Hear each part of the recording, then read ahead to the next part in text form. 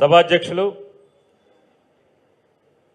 ప్రముఖ వైద్యులు ఆలా వెంకటేశ్వరరావు గారు, గురుతుల్యులు లక్ష్మణరావు గారు, దోనెంపూడి శంకర్ గారు, సిపిఐ పార్టీ సీనియర్ నాయకులు, అలాగే సిపిఎం పార్టీ కార్యదర్శి శ్రీనివాసరావు గారు, అలాగే డాక్టర్ వసుంధర గారు, అన్నిటికీ మించి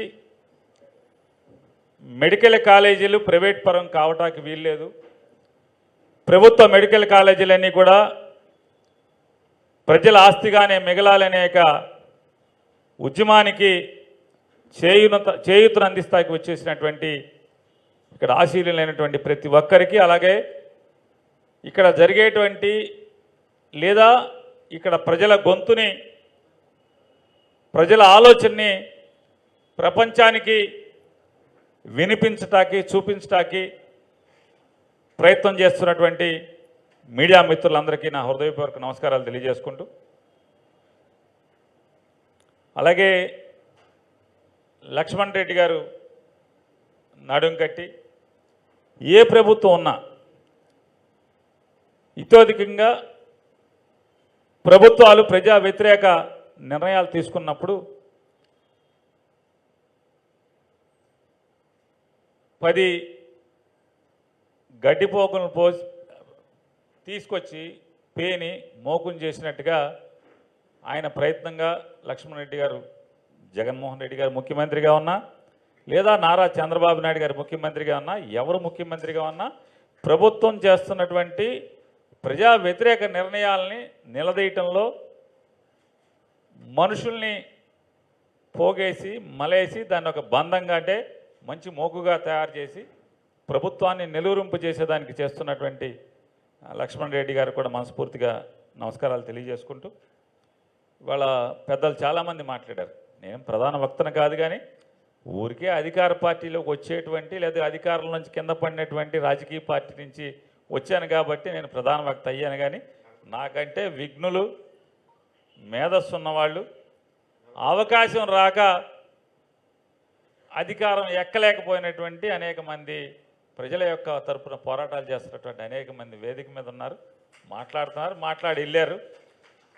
అదే మనకి అదృష్టవశాత్తు రాసి ఉంది, 3 సార్లు ఎమ్మెల్యే అయిపోయాం, అధికారంలో ఉండిపోయాం. ఆ పార్టీలు అంటే నేను ఎంచుకున్నా లేదా మా కుటుంబం ఎంచుకున్న పార్టీలు అటువంటివి కాబట్టి ఆ రకంగా అట్రాక్షన్ వచ్చేసింది. కాబట్టి నేనేమి ప్రధాన వక్తన కాదు. అయితే వైఎస్ఆర్ కాంగ్రెస్ పార్టీని రిప్రజెంట్ చేయడానికి మాత్రం పార్టీ గొంతుగా జగన్మోహన్ రెడ్డి గారి యొక్క ఆలోచనని మీ ద్వారా ప్రజలకు తెలియజెప్పడానికి, అలాగే మీరు చేస్తున్నటువంటి పోరాటంలో జగన్ కూడా మీతో ఉన్నాడు, మీ వెనక జగన్ కూడా ఉన్నాడు అనేది చెప్పడం కోసం నేను ఇక్కడికి ఈరోజు రావడం జరిగింది. ఇవాళ 1923 నుంచి జగన్ గారు చెప్తారు, 1923 నుంచి ఆంధ్రప్రదేశ్ రాష్ట్రంలో, అంటే విడిపోయినటువంటి ప్రస్తుతం మనకు ఉన్నటువంటి ఈ 13 పాత జిల్లాల యొక్క ఆంధ్రప్రదేశ్ రాష్ట్రంలో ఉన్నటువంటి ప్రభుత్వ మెడికల్ కాలేజీలు 11 మాత్రమే. 11 మెడికల్ కాలేజీలు అయితే మరొకటి ఉంది కదా 12, అంటే అది వెంకటేశ్వర స్వామిది, అది మంద కాదు. అది భక్తులు డబ్బులతో నడిచేటువంటి college Venkateswara Sri Padmavati medical college అది. సో దేవుడిది ఒకటైతే ప్రజలై 11 మెడికల్ కాలేజీలు. మరి మిగతా మెడికల్ కాలేజీలు లేవా అంటే, మిగతా మెడికల్ కాలేజీల కింద లెక్క చూడరా అంటే ఉన్నాయి. అవన్నీ డబ్బు ఉన్నోళ్ళే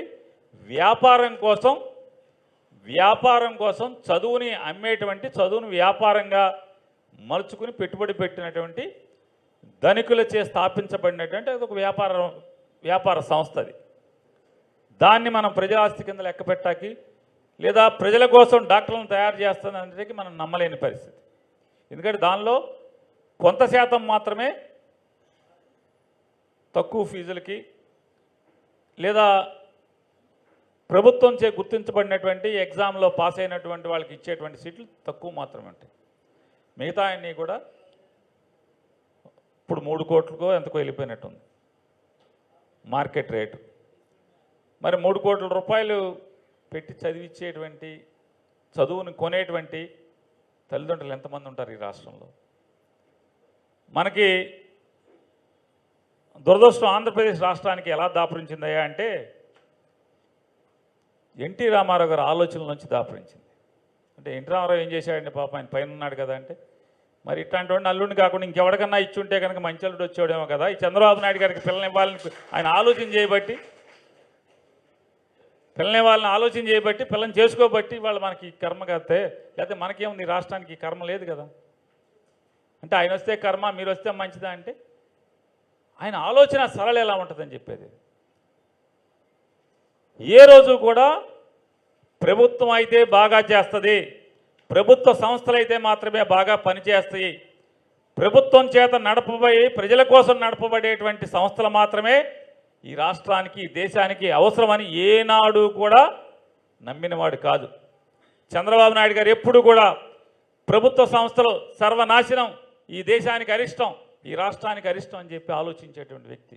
అసలు ఆయన ఆలోచన ఎలా ఉంటుందంటే ఆంధ్రప్రదేశ్ ప్రభుత్వంలో లేదా దేశ ప్రభుత్వంలో, భారతదేశ ప్రభుత్వంలో ప్రభుత్వ ఉద్యోగులు అనేది ఉండటమే దరిద్రం అనుకుంటాడు ఆయన.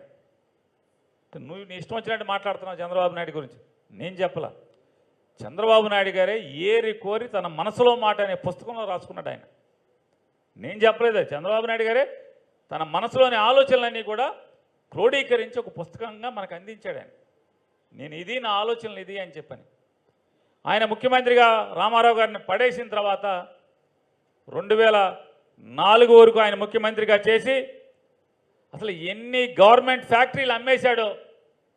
సాధారణంగా మనకు ఆ ఫ్యాక్టరీతో లాస్ వస్తుంది, లాభం లేదు, ఏం చేయాలి?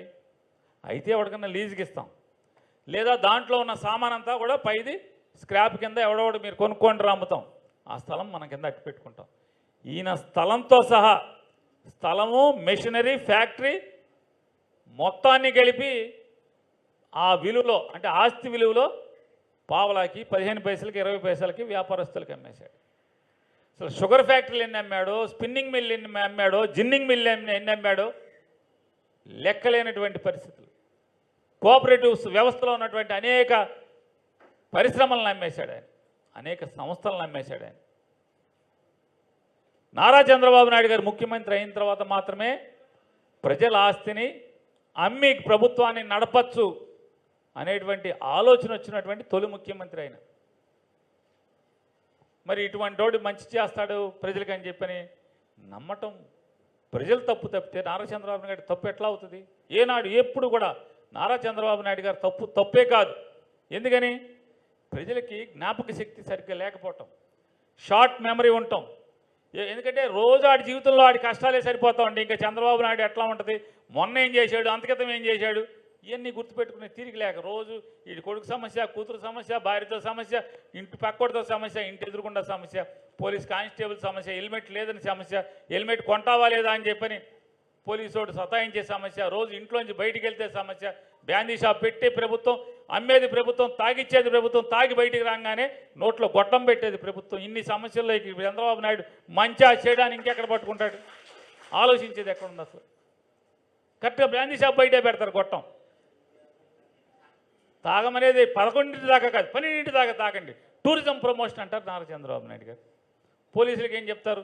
మనకు ఆదాయం కావాలి, డబ్బులు లేవు, అప్పులు తేటాకు సరిపోవట్లేదు, లిమిట్ అయిపోయింది, మీరు ఎట్టా కొట్ట పేమెంట్ తేండి అంటారు.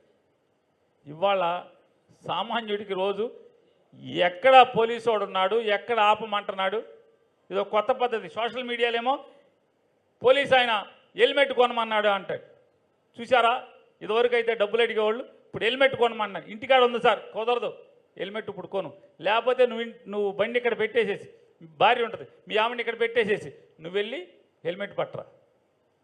హెల్మెట్ కొంటేనేమో పక్కనే ఆటోలో హెల్మెట్లు ఉంటాయి. ఇదొక వ్యాపారం, కొత్త వ్యాపారం, నయా వ్యాపారం. సోషల్ మీడియాలో అబ్బాయి ఎస్ఐ గారు పోలీస్ ఆయన హెల్మెట్ పెట్టాడు, హెల్మెట్ కొనిచ్చాడు అంటాడు.